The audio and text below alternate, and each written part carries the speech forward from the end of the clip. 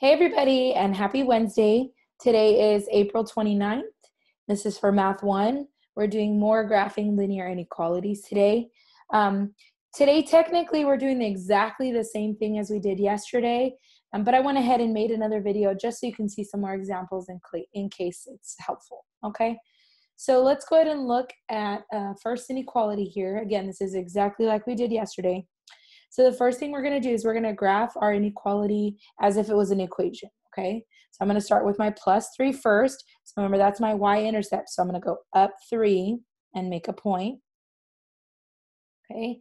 And then we do slope next. So in front of the x, remember, there's always a 1 over 1 because there's always a 1 in front.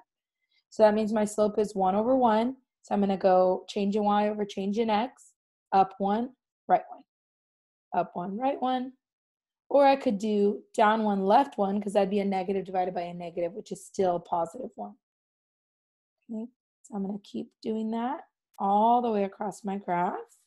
And then I'm going to draw my line. Now remember, when I draw my line, I need to look at this here.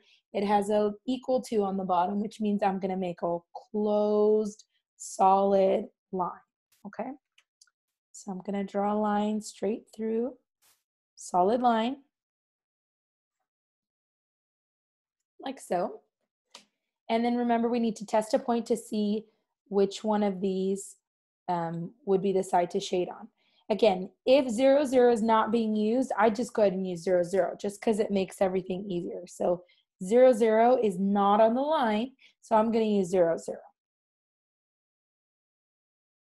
Okay, so I'm going to take that and I'm going to substitute it into my inequality up here. So y is 0, x is 0, and then obviously 0 plus 3 is just 3. So is 0 less than or equal to 3?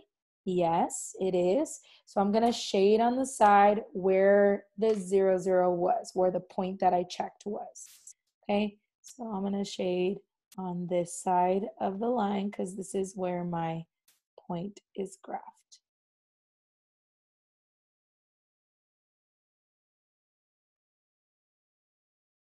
There you go. That's it.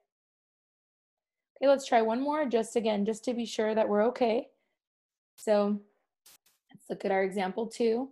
So we're going to go ahead and start graphing again with the 1 by itself. So it's a negative 1. That's a y-intercept. I'm going to go down 1 and make a point. And then this is negative 4. Remember, I can make it into a fraction, negative 4 over 1.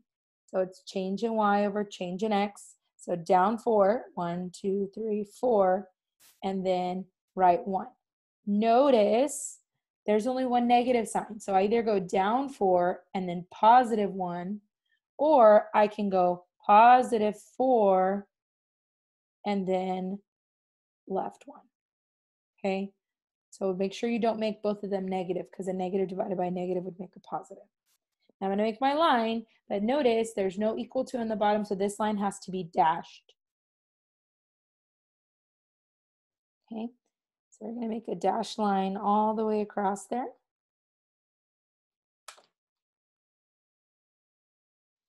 Okay, and then we're going to pick a point to check. Again, you can pick any point you want, just cannot be on the line. I noticed that 0, 0 is still not on the line. It's on this side of it. So I'm going to use 0, 0 just to make it easier. Okay. So I have 0 in for y and 0 in for x. Negative 4 times 0 is 0. That's why I like using 0. It makes it easier. So is 0 greater than negative 1? Yes, it is. So I'm going to shade on the side where the point was. So the point's on this side. This is the side I'm going to shade on.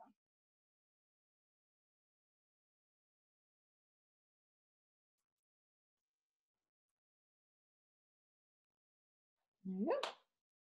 Okay. So if you guys have any other questions, feel free to reach out to me over email, Remind, or Google Classroom. Have a great day.